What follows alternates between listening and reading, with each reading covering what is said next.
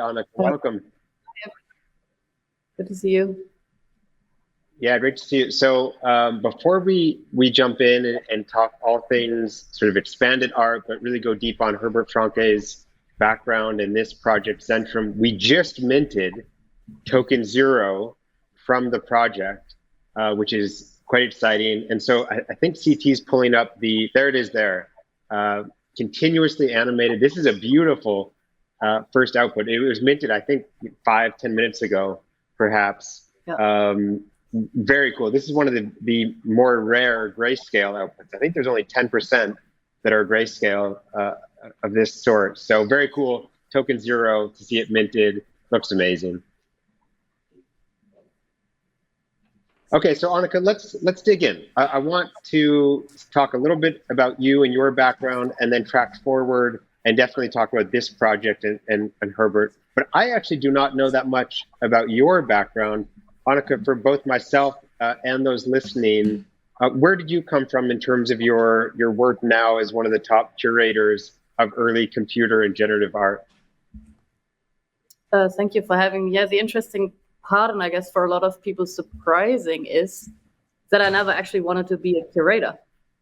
I always wanted to be a writer. We started, when I studied the history of art and German literature at the University of Heidelberg, we started a student magazine. And from there it took off. Then I got interested in Instagram, and through the blog and me writing for Germany's biggest art magazine, a column on social media and art and digital art from 2014 on. At some point, people asked me to curate shows, and that's how I ended up being a curator and a writer, which is wonderful. I really enjoy it, but I would have never been like, okay, let's go into a museum and curate exhibitions. But that's, I guess, what I like about the NFT space. It's fast. A lot of things happen. We learn new things every day. We meet new people every day. There's new artists to discover, pioneers to work with. That's what I appreciate about Web3. Yeah, I love it. And as I said, you've had such an important role in both contemporary artists, of course, but also some of the pioneers, as I've mentioned. Why has that been a lightning rod of your focus, to go back and look at some of the early computer and generative art pioneers and help them express their work through this medium? It all started, I think it was in March 2022, when a very good friend of mine, museum director Alfred Weidinger, said to me, well, let's go and visit Herbert W. Franke together, and his wife at their home. And I was like, yeah, I'd be excited to meet him finally in person. And it all started from there. And they were preparing his solo show that took place on the occasion of his 95th birthday at the Francisco Carolinum in Linz, a museum that's focused on the history of digital art and gives a lot of the artists from the NFT space their first solo show. That's very wonderful and beautiful to see. Yeah, and it went accidentally well.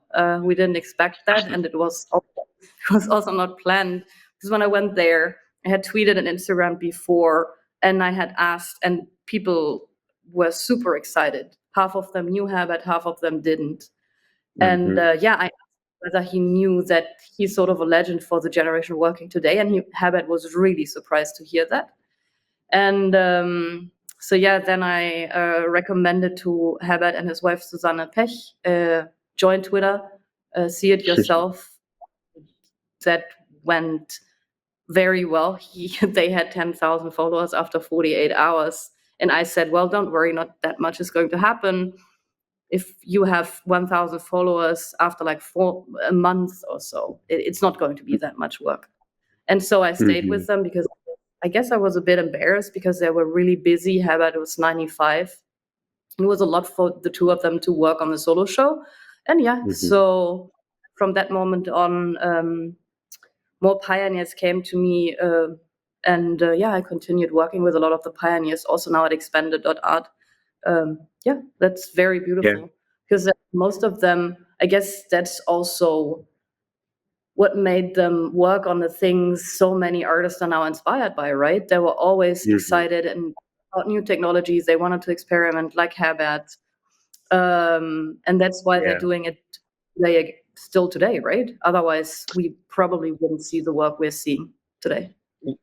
Yeah, that point there, Anika, I think is so poignant. We worked together, you and I, with Hans Dellinger, for Grails 4, and in his video, he expressed that exactly, that he was almost overjoyed with the opportunity to explore this new medium, exactly in the way you're describing. These pioneers are pioneers because they love to explore new technologies and have curious minds. So that's certainly a through line across many of those early artists.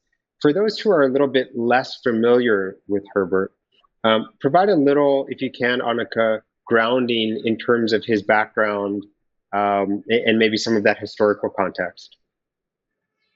Yeah, so he started, let's say, oh, sorry, there's an ambulance going by. We're one of the main shopping streets in Berlin, so that happens quite often. No, so Herbert, Sure. physicist, and he started in the caves actually in the 50s. He explored caves, and there he started taking photographs. And so in the dark, he took photographs and started working with light. And through that, he got interested in working with technology, creating art with technology. And in 1957, I can't see it on the website, he published a book titled Art and Construction. And after meeting him, I read it again. Yeah, there's images of him in the caves. And I read it again last year.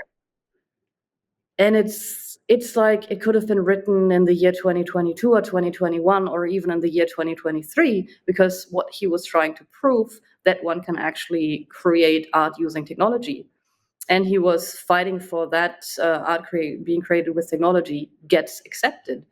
And so that's what he was interested in for like 60 years. He was early in the metaverse. They had rented a space and set up a gallery, and he was exhibiting work. He not only was an artist, he was a curator himself. He was a writer. He wore many hats, and I guess all of us looking at his work feel, even though we're active in the NFT space 24/7, I guess we feel unproductive next to his output. He so many science fiction novels. I guess that would be enough for other people's lifetime to do. But yeah. Yeah. It was quite fascinating, Annika. We spoke yesterday with a great group of people on Twitter Spaces, including Michael Spalter, and he and Anne have been one of the largest collectors of Herbert's work for a long period of time now. And just hearing Michael describe the significance that Herbert has both to today's generative and computer art artists, but also the way in which he believes, which I think you and I would agree, that Herbert's significance over a long time horizon into the future will only expand as what's happening right now. This movement really concretizes itself as a fundamental part of art history. So it's quite a special moment that you had, of course, to actually interact a lot with Herbert and, of course, with Suzanne, and now to present some new work that is based on some very old code. Talk about this project, Anika, ZENTRUM, and the fact that it's 1982 code. Herbert had just received this Apple II computer, and then maybe a little bit how we're translating that into something that can live as an NFT now.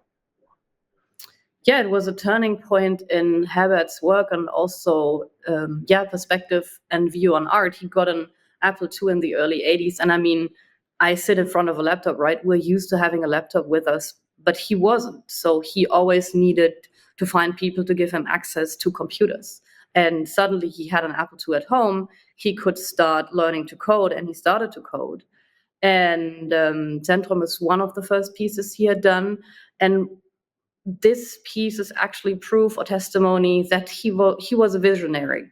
So for him, I mean, what we know from the history of, let's say, abstract art, work from Kandinsky to Mondrian, we have static images, right? Paintings. That's also what I explain to people who come to EXPANDED.ART, to the gallery, who are not familiar what it means that artists create work with code.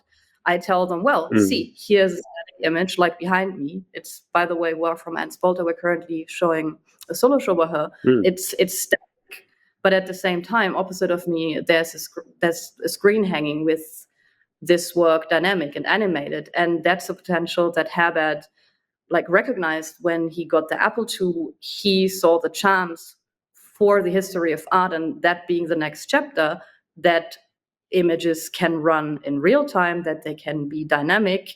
And yeah, that's what Centrum is a wonderful example of. And yeah, as you've said, we've just minted mint 0, and 10% the outputs are black and white, because that's actually how Susanne and Herbert had started. So yes, it's beautiful. This code and this drop now starts exactly how they started in the 80s. Yeah, I love it. And there's just a couple last things, Anika, I wanted to double click into. Of course, this collection is being released in partnership with Art Blocks Engine, on-chain, very, very special. 200 pieces in a public Dutch auction on November 21st. But it's important to mention the foundation and Herbert Franke's work with his own foundation, and Suzanne now being the steward of that foundation. Talk about how the foundation is fundamental to everything that's happening with this collection. You've already mentioned the quantum drop. It was in June on the occasion of Herbert's 95th birthday. That's a wish he had, to have an NFT drop. And the proceeds from that sale were used to set up the foundation. Susanne Pech is his wife, and he's the managing director of the foundation Herbert W. Franke. And all the proceeds from sale, we at Expanded represent the estate of Herbert W. Franke. So Susanne and I, whenever we do a show, when we do a drop, when we work on things together, we discuss, well, what is a wish that she now could fulfill or realize with money coming in from sales. So she's working on a lot of book publication. A lot of his writing has never been published in English. The proceeds from this sale will mainly go into organizing and hosting a conference. Let's call it a conference on the history of generative art next year in May 2024 in Berlin, in a sort of traditional art world background, because it's important for us that we also reach people who come from a traditional background, as I've just mentioned, maybe abstract art. They understand the potential and learn more about the potential of digital art, and see that it had already started in the 80s, what we're seeing today.